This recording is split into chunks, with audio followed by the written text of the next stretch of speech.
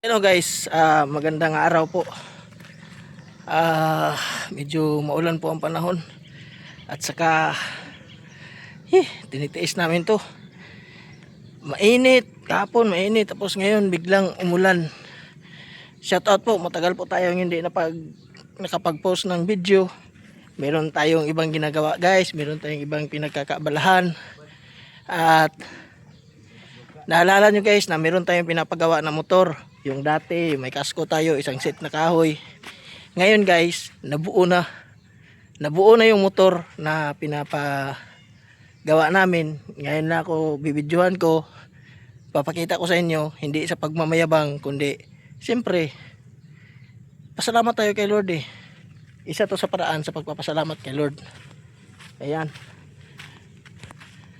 guys, yung motor na binubuo natin medyo mas malaki sa isa.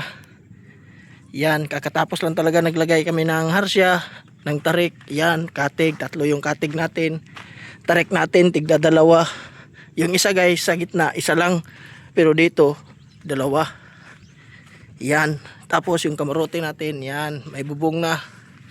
May bubong yung kamarote natin. Tapos yung ihi natin, dahil malaki to, diuno na. Diuno. Tapos busing yung ginagamit natin guys. Busing natin, kawayan. Di busing to motor na ito. Ayan. Ang laki. Ang ganda tingnan. Ang ganda tingnan sa malayo. Napapasalamat tayo kay Lord dahil napakabuti ng ating Lord. He provides. Hindi basta-basta yung magpundar ng bangka guys. Hindi basta-basta. Kaya sinatsagaan namin, marami kaming sinakripisyo para mapundar tong bangka na ito, malaki.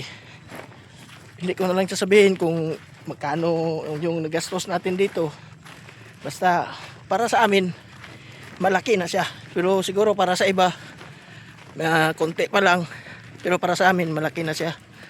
Ayan, tingnan natin sa malayuan guys ha. Ayan siya oh.